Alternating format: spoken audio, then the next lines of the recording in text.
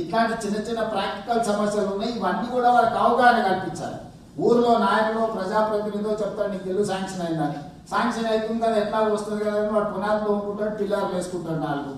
దాంతో మీరు పోయి ఫోటో తీయగానే ఆల్రెడీ కన్స్ట్రక్షన్ ఉంది మేము ఇవ్వము, లేకపోతే నీకు అర్హత లేదు ఇప్పుడు అది కూలగొట్టు అది పెట్టు అని అంటే ఇట్లాంటి సమస్యలను మంత్రి గారు కూడా దీని మీద కొంచెం దృష్టి పెట్టి చేసుకోవాలి. అదేవిధంగా ఈ ఓపెన్ ఫౌండేషన్ కానీ షార్ట్ కాలమ్స్ తక్కువ ఖర్చు కొత్త నిర్మాణ సాంకేతికత వచ్చింది. తక్కువ ఖర్చుతో కన్స్ట్రక్షన్ చేయడానికి ఇప్పుడు ఇవాళ చాలా టెక్నాలజీ అడ్వాన్స్ టెక్నాలజీ ఉంది. అంటే కాస్ట్ కటింగ్ కొత్త కొత్త నైపుణ్యం వచ్చింది.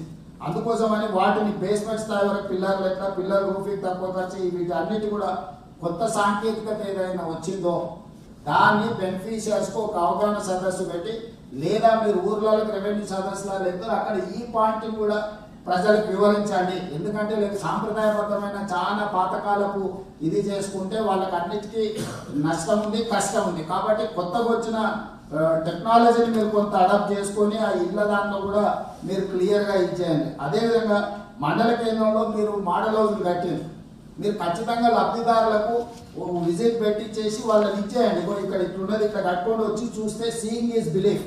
అంటే సాంకేతిక నైపుణ్యంతో పాటు క్వాలిటీ కన్స్ట్రక్షన్ చేయడానికి అవకాశం ఉంటుంది. కాబట్టి దయచేసి వాళ్ళందరినీ కూడా కొంత అవగాహన కల్పించడానికి మండలాలలో ఉన్న వాటిని విజిట్ చేసినట్టు ఏ మండలంలో ఆ మండలంలో బెనిఫిషియర్స్ను లబ్ధిదారులను స్ట్రీమ్ లైన్ చేసి వాళ్ళకి అప్పుడప్పుడు ఎక్కడ సంత జరుగుతుందో సంత జరిగినప్పుడు పెడితే వాళ్ళు సంతకు వచ్చినట్టు ఉంటుంది, ఇది చూసిపోతారు.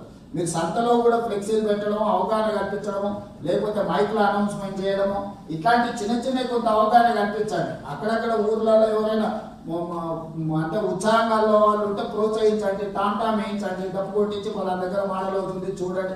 చిన్న చిన్న